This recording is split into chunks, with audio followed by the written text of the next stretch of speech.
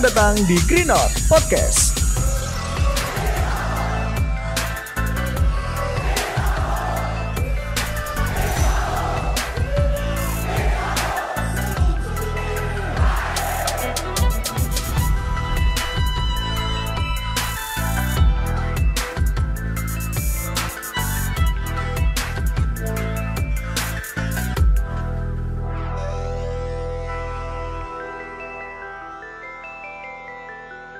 Baik, selamat siang teman-teman semua, sedulur-sedulurku, bonek bonitas Jagat Raya. Perkenalkan, saya Aden dari podcast Green Note yang di kesempatan ini akan membahas suatu fenomena yang mungkin kita semua sudah tahu gitu kan, bagaimana dalam beberapa pertandingan terakhir ini Persebaya kurang maksimal untuk mendapatkan hasil kemenangan yang baik gitu. Bersama saya di kesempatan ini sudah hadir Cepu Ipul selaku dirijen dari Green Note, juga Cak Cong selaku koordinator dari Green Note.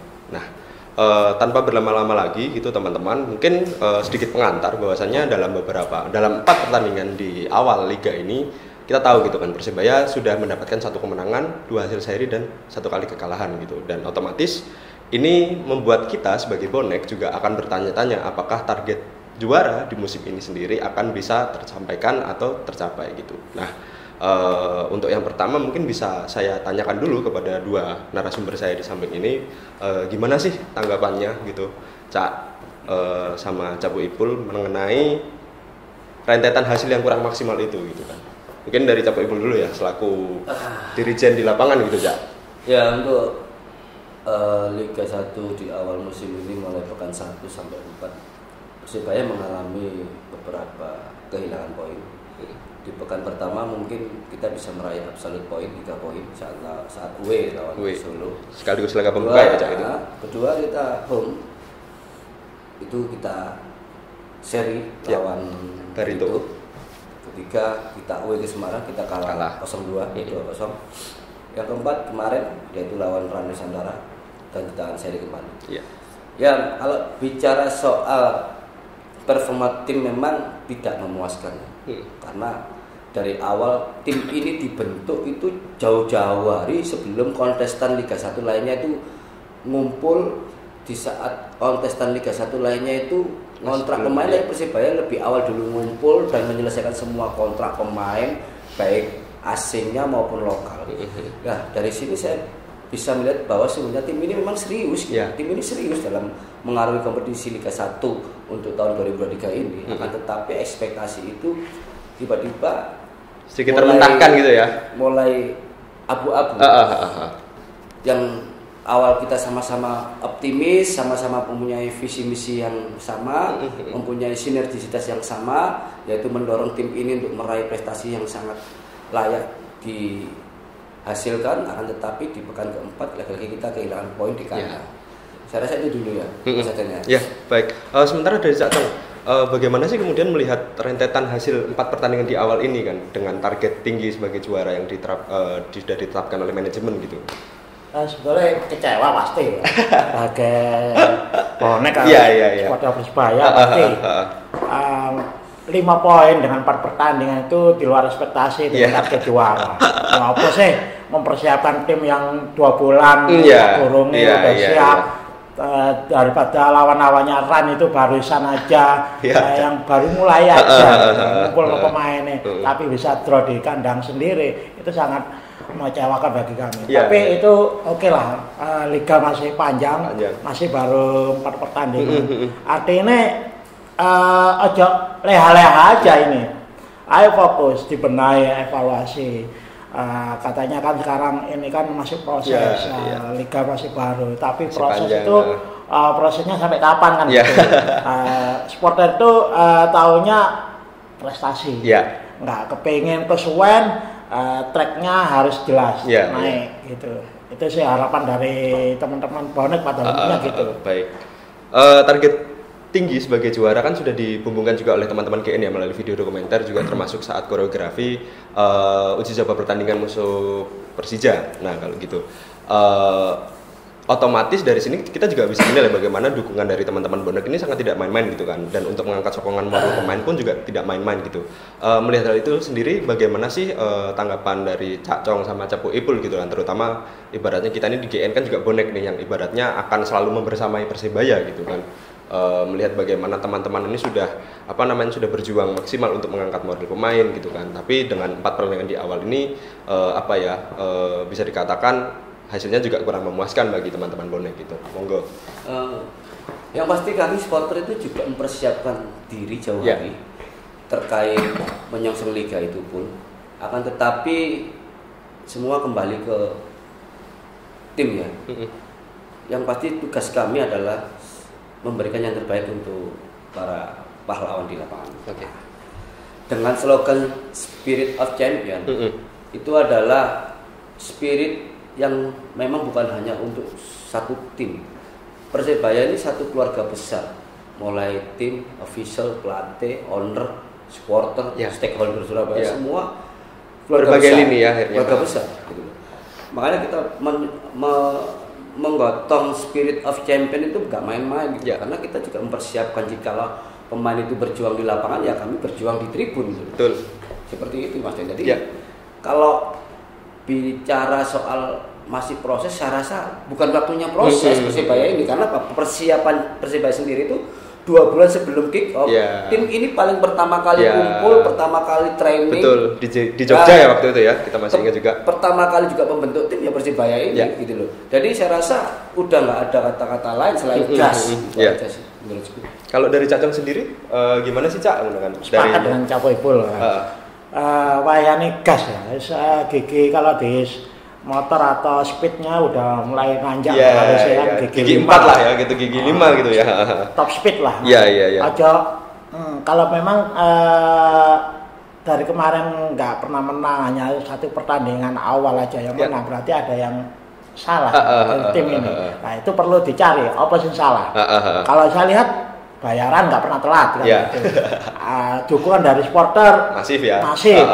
Kita pasti akan memenuhi GBT. Memang semenjak pasca liga ini jarang full house ya GBT ini. Perlu teman-teman, saya berharap juga pada teman-teman juga jangan berharap Persebaya ini prestasinya ngangkat, tapi kalau dukungan kalian tidak ada di tribun, itu harus juga. Betul. Makanya saya harap Capo juga menggelorakan semangat. Enak arah-arah cepat bengak-bengok main donang sosial, tapi perjuangan itu pemain di lapangan kan harus diperjuangkan juga di tribun. Betul, itu mungkin salah satunya itu. Betul. Jadi di sisi lain mungkin support secara real itu ada di tribunnya. Jadi jikalau teman-teman yang ingin memberikan support secara langsung di lapangan, harusnya mereka memenuhi stadion. Betul. Baik itu low session maupun high session. Jangan high session aja kalian ke stadion. Betul, karena memang nyata ya banyakannya itu Persebaya dibutuhkan gitu. Betul. Karena apa? Supporter itu energi bagi pemain di lapangan gitu, suplemen gitu. Dan itu untuk mengangkat moral mereka mengangkat motivasi moral mental mereka. Makanya kalau bicara Persebaya yang ada di dalam tim sekarang itu yang bicara yang memang harus mental. Rata-rata pemain yang pertama harus punya mental juara, mental bertarung, mental ngeyel, mental ngosek, itu harus ada di individu pemain. Salah satu itu merupakan karakter arek Surabaya. Itu sih Mas. Oke. Tak tambahin mungkin. Mungkin harapan gini, himbauan pada teman-teman di Tribun Utara Greener pada umumnya ya. Jangan berharap Persebaya ini mencapai prestasi yang lebih tinggi tapi kalian tidak memenuhi stadion. Ayo penuhi di Tribun Utara. Himbauan teman-teman GN ya. G2 sampai G8. Lantangan suara, beri semangat pada pemain. Itu gampang, tapi actionnya di lapangan, penuhi tribun, support pemain, itu yang penting bagi teman-teman pemain. Oke. Kembali ke masalah performa lagi ya Cak, sama Capo gitu kan. Melihat tadi juga dari jenengan-jenengan juga sudah berbicara bahwasanya performa tim juga harus diangkat gitu kan. Setidaknya apa yang kemudian bisa dianggap atau apa yang bisa dikritisi atau bisa diamati secara mendalam gitu kan mengenai performa tim? Apakah kemudian dari pemain-pemain, terutama pemain asing yang baru-baru ini ibaratnya sudah sejauh ini menampilkan hal yang baik gitu, dengan bagaimana kemudian juga diikuti dengan bagaimana tim ini bisa menampilkan kekompakan di lapangan gitu? Ya saya rasa kembali lagi ya saya tadi bilang persiapan 2 bulan sebelum kick off Persibaya ini jauh-jauh hari dan persiapan diri. Saya rasa semua sudah terbentuk. Apa instruksi head coach ke player, saya rasa mereka memahami. Makanya kembali lagi, kalau bicara Persibaya, kalau kalian ingin menjadi bagian dari keluarga besar Persibaya, khususnya pemain Persibaya, yang perlu kalian kuati adalah mental kalian. Ya. Gitu loh. Dengan sejarah panjang dengan Persibaya. Sejarah besar, dengan nama besar Persibaya, sejarah panjang Persibaya, dengan banyaknya trofi puluhan di Persibaya, itu yang harusnya menjadi spirit motivasi mereka untuk menggapai suatu ekspektasi yang bagus ke depannya. Gitu. Betul. Dan memang harus diakui gitu loh. Memang sebuah tim ini nggak bisa bicara soal individu, tapi gimana teamwork. Teamwork, chemistry, kerjasama tim. Chemistry itu harus ada gitu, mulai depan hingga belakang gitu. Harus saling percaya gitu loh. Tapi kalau ada miss di antara lini per lini, itu saya rasa membuat komposisi materi pemain di lapangan ini mulai kacau gitu. Nah, saya harap hasil pertandingan beberapa pekan kemarin lupakan, tatap hari ini, esok untuk next match-nya. Terutama setelah ini akan ada lawan Persija ya, Cak. Seperti itu. Oke. Dari Cak Cong mungkin gini, saya melihatnya karakter permainannya Persibaya sendiri ada perubahan. Dari kemarin kan waktu paling kelihatan season itu waktu masih bagusnya itu saat lawan Bali ya. Bisa mengalahkan Bali dan setelah mulai liga dimulai itu karakter Surabaya enggak kayak apa ya, hilang ciri khasnya, ngeyel, umpan dari kaki ke kaki pendek main cepat itu enggak ada. Yang ada sering delay bola, lompas, itu yang membuat ciri permainan Persibaya itu hilang. Ciri ingin finishing, tiki-takanya, finishing untuk menciptakan gol, peluang nggak ada sama sekali. On targetnya aja berapa? Itu makanya saya mengkritisi itu nggak tahu ya, terlepas itu saya benar apa salah, saya sama itu atau tidak. Itu yang paham harusnya Coach Aji. Cara meracik strategi apa benar ya Coach Aji meracik tim ini begini, atau memang pemain nggak menuruti perintahnya Coach Aji. Ini yang serba kita nggak tahu, harus dipahami juga sama tim ini. Ya apa, Persibaya itu era 97, era 2004 yang bisa mendapatkan juara itu. Ciri pendek, rapat, cepat, tiki-takanya keluar. Tapi yang terjadi berapa laga terakhir ini di luar itu semua. Nggak ada karakternya Surabaya, keras, bukan kasar ya. Keras itu wani gapat. Ngadepi bal kok kayane wedi ngono. Lolos balik ya. Betul. Nah, itu. Iya. Mungkin paling enggak gini, paling enggak kalau mau di kandang itu gimana cara lawan itu kalah sebelum bertanding. Ada keyakinan kita untuk bisa mempressure mereka ya sebenarnya itu gitu. Kan terjadi di era di Gelora 10 November. Rata-rata era dulu ya, lawan ketemu Persibaya kalau di Gelora 10 November sudah kedar dulu. Nah di sini diperlukan beberapa komponen yang harus bersinergisitas dalam satu kesatuan untuk membangun agar lawan itu kalah sebelum bertanding. Jadi jangan kasih kenyamanan gitu, jangan kasih enjoy. Bukan berarti kita neror secara negatif, bukan. Tapi gimana kita itu bisa menekan atau mempressure lawan itu dengan cara hal yang positif. Betul. Salah satunya adalah peran supporter.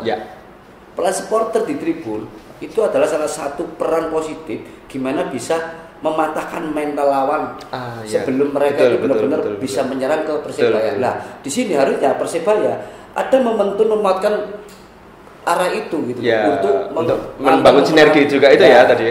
Ya gunanya kan gitu. Berdiri 90 menit itu untuk membakar semangat pemain di lapangan. Betul. Harusnya kenapa di utara itu suaranya paling kenceng ya arahnya gitu. Di saat Persibaya atau lawan itu saat di utara dulu, mungkin kita bisa merusak komunikasi antara goalkeeper, defender, midfieldernya tengah, merusak konsentrasi, nggak bisa komunikasi dengan gaung tensi gitu loh. Nah sebaliknya kalau Persibaya kalau di utara jangan jadikan itu adalah suatu kendala, tapi itu adalah suplemen motivasi membakar semangat energi kalian di lapangan di saat kalian terkuras energinya gitu. Oke, baik. berbicara kompetisi di tahun ini gitu memang masih panjang ya.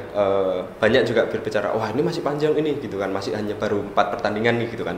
Tapi kita sendiri dari teman-teman keluarga Tribun Utara gitu kan, dari Green Note yang dianggap dan dinilai juga dikenal banyak orang, kita sangat-sangat struggle gitu ya, sangat-sangat memperjuangkan bagaimana dukungan kita terhadap Persebaya, bahkan tidak main-main untuk mendukung Persebaya gitu. Apakah menurut jenengan ini dengan masih panjangnya kompetisi itu bisa dijadikan jaminan gitu kan oleh manajemen untuk bagaimana kemudian santai dulu lah, tenang dulu, kita nanti pasti ada momentum untuk kemudian akan kembali lagi ke peringkat atas gitu Cak, misalnya seperti itu. Kalau saya sih gini, ojo santai ya. Mulai dari awal saya menekankan langsung gaspol. Jangan berleha-leha. Oke lah, ini masih awal musim baru 4 pertandingan. Tapi kalau terus-terusan gini kan kita nggak tahu. Betul. Musim juga akan memperbaiki juga. Betul. Bukan hanya Persebaya. Kalau akhirnya minor, musuh juga memperbaiki kondisinya, timnya pasti akan berlomba-lomba untuk yang terbaik. Nah, Persebaya ini yang saya harapkan mulai dari awal udah digas. Gimana teman-teman pemain atau pelatih atau tim ini merubah caranya bermain, itu yang saya harapkan. Caranya bermain, caranya ya apa caranya iso ngegolno nang lawan itu mungkin lupa karena agak susah ya kemarin lali caranya ngegolno ta ya apa iku strikernya apa pelatihnya atau apanya aku nggak tahu. Itu saya sebagai supporter itu saya maido. Maido itu adalah sebagai cambuk, bukan artinya kita dalam tanda konteks yang negatif ya gitu. Itu mungkin Capo bisa kalau itu. Kalau melihat komposisi materi tim Persebaya saat ini, saya rasa sangat optimis ya, karena lengkap juga ya. Persebaya diisi oleh beberapa pemain yang memang sudah notabene berpengalaman di Liga 1. Betul. Beda di musim kemarin. Musim kemarin aja dengan materi pemain seperti itu kita masih nangkring di 6 besar. Betul. Dan di musim ini Persebaya memiliki materi pemain yang jam terbangnya tinggi di Liga 1. Dan mereka punya jam terbang tinggi. Saya rasa optimisme itu memang harus dibangun. Optimisme itu harus dibangun. Itu yang perlu dicatat. Optimisme harus dibangun. Kedua, harus fokus selama 90 menit. Abaikan wasit. Dalam arti gini, seringkali pemain kita itu terpancing di saat kita itu dizolimi, di saat kita harusnya mendapat penalti, seharusnya kita mendapatkan pelanggaran tapi nggak dipluit sama wasit. Itu abaikan. Kenapa? Masih reaksional Kalau kita selalu ketergantungan nunggu peluit, itu momen hilang untuk mencetak gol. Itu sering terjadi. Betul. Kedua, harus fokus di menit-menit akhir. Kita lihat nih beberapa match. Persebaya selalu kebobolan di menit akhir. Saya rasa ini PR ya, buat pemain belakang Persebaya maupun goalkeeper ya. Betul. Itu PR, benar-benar PR. Mereka harus fokus selama 90 menit plus. Nggak ada fokusnya 90, nggak ada. Kita lihat pertandingan kemarin di saat Persisolo lawan Madura. Gila, ketinggalan 4-0, mereka bisa epic comeback, bisa injury time 4-3 loh, bayangkan. Serang menyerang 4 menit bisa mencetak 3 menit. Betul. Andai kata injury time 6 menit, mereka bisa nyari keadaan. Bahkan mungkin bisa menang ya. Jadi saya harap Persebaya ini tidak main-main dengan kontestan liga yang lain. Harus serius, harus ada salah satu pemain yang memang harus diwaspadai atau marking tinggi gitu. Betul. Nggak boleh meremehkan, nggak boleh memandang sebelah mata lawan siapapun nanti yang dihadapi Persebaya. Betul. Kita harus fokus, kita harus tetap sapu bersih, kita harus tetap mempunyai optimisme yang tinggi untuk meraih sebuah kejayaan. Itu mungkin sampai saat ini 4 pertandingan mulai dari pre-season ya, sampai saat ini belum pernah clean sheet. Artinya ada masalah dengan defense kita. Mulai dari saat lawan Bali 3-1, lawan Persija 2-2, lawan Solo juga 4-3. Kita kebobolan 3, lawan Solo lagi kita kebobolan 2, lawan Barito 1-1. Artinya sampai saat ini ada masalah dengan pertahanan kita. Ayolah, perlu dicermati adalah lini belakang kita dan goalkeeper ya. Jadi memang lini belakang ini harus ada spesialis sendiri nih untuk memperkokoh pertahanan Persebaya ini. Ya kita tahu lah seorang pemain asing Dusan, kita tahu Raditya Kadek, kita tahu Arif Cakro, ya kan kita tahu dengan Reva Adi yang notabene jam terbang tinggi pemain berpengalaman. Saya rasa mereka bisa lah berkolaborasi, membangun sinergi, membuat benteng yang kokoh di belakang. di saat Hernando Ari pertahanan yang paling terakhir itu sih. Oke.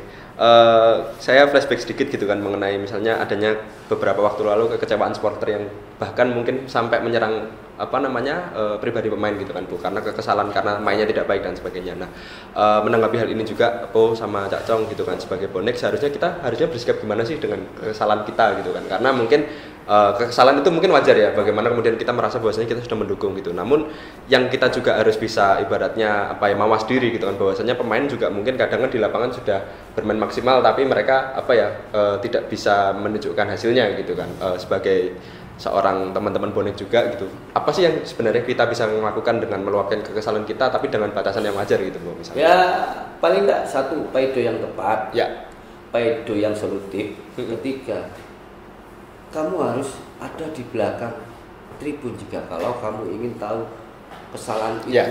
Jangan kamu nggak pernah hadir di stadion, nggak pernah menemui tribun, tapi kamu memaido tanpa arah. Dan itu sangat disayangkan, apalagi menyangkut kehidupan pribadi pemain, kehidupan keluarga, itu sangat-sangat tidak dibenarkan. Betul. Saya mencoba realitas saja karena saya belajar dari beberapa pengalaman saya pribadi dulu, mulai tahun 2017, 18 sampai sekarang 2023. Semua saya pelajari semua. Gimana sih sebetulnya cara maido? Ya kita lihat aja nih. Andai kata kita nggak pernah menang kok, dan di belakang keropos, berarti ada apa nih di belakang gitu loh. Itu aja sih. Ayo benahi, fokus di belakang. Itu aja, itu menurut saya sih. Oke, kalau dari gini ya, kita itu memang bonek itu kritis. Ya. Tidak memungkiri itu, mulai dari bahkan mungkin kadang-kadang ada aturan apa kita nggak segan untuk demo juga kan gitu kan. Tapi ya masih ada budaya, attitude, etika aja sampai itu ditinggalkan. Wong tua nggak melo apa-apa, nama dicanda, keluarga nggak melo apa-apa dicanda, bojo nggak melo apa-apa itu pengecut itu. Kalau berani berhadapan di seseorang itu ya berani dengan orangnya itu sendiri, bukan sama keluarga yang lain atau berani dengan yang lainnya. Artinya gini, mengoreksi, memaido itu dengan cara solutif yang baik, etika, bukan hanya memaido tapi nggak ada solutif. Oke, misalkan gini, mainmu elek, kasih contoh mainnya apa itu kayak apa, contoh kayak gini lah, strikernya ini kayak siapa gitu. Betul. Itulah mungkin bukan asal membabi buta, misui. Nah, itu kan ngejak gegeran itu, ngejak gegeran naik taruh naik kan gitu intinya. Oke.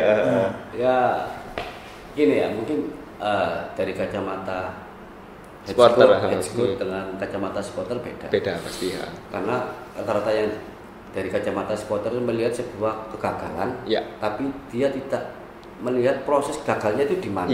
Betul. Gitu. Kalau kita hanya melihat dari proses gagalnya, kita nggak melihat dari awal gagalnya prosesnya dari mana, itu kita kan nggak menemukan solusi. Betul. Nah itu yang terjadi di era sekarang ini gitu loh. Karena saya sendiri aktif di football, jadi memahami betapa sulitnya bermain bola. Jadi dari situlah aku belajar. Oh berarti ini oke, untuk pemain tengah, andai kata ini suplai bolanya harusnya ke depan, kenapa harus di-delay? Oh berarti yang tengah ini harusnya main bola 1-2,5, 1-2 sentuhan, seperti itulah. Oke. Mengenai bagaimana kemudian kembali mengenai pembahasan ya Cak, mengenai bagaimana muatan dari GN mengenai tahun ini untuk menjadi juara, yakni spirit of champion gitu kan. Kata-kata itu kan sangat-sangat harusnya mengena ya di seluruh secara manajemen dan pemain gitu kan. Ini mungkin menjadi canangan akhir gitu kan, bagaimana harapan-harapan kedepannya jenengan juga, dan pesan moral yang terakhir bisa disampaikan kepada terutama manajemen gitu kan, karena kita juga tanpa kita pungkiri kita juga punya target yang sama dengan manajemen sebagai juara gitu. Monggo dari siapa yang dulu? Pasti Persebaya ini satu tim yang besar, tim yang disegani di Indonesia, tim yang mempunyai sejarah besar juga. Jadi mulai pemain, manajemen, supporter, yuk kita membangun optimisme kembali untuk meraih sebuah kejayaan. Saya rasa tim lain sama visi misinya, akan tetapi kalau melihat materi pemain saat ini dengan kondisi sinergitas antara supporter, pemain, manajemen ini bersinergi, stakeholder bersinergi, saya rasa tidak ada yang nggak mungkin. Semua pasti akan bisa meraih kejayaan apabila kita benar-benar bersinergi untuk sebuah nama Persibaya. Dari Cak Cong? Gini mungkin closing statement ya. Ya. Mungkin teman-teman tim pemain harus ada chemistry ya.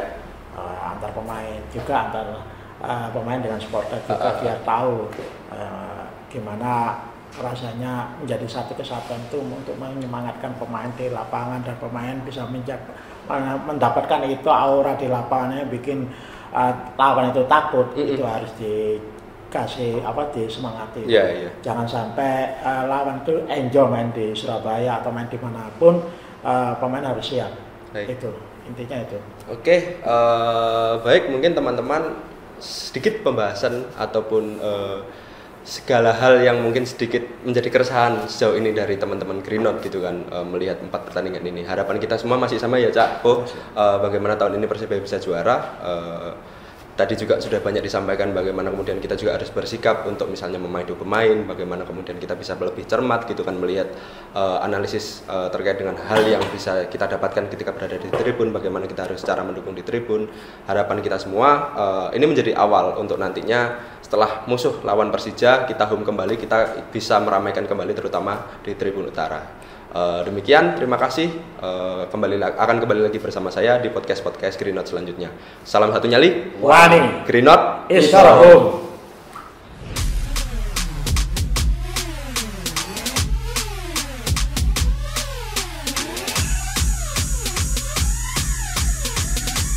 Selamat datang di Green Note Podcast.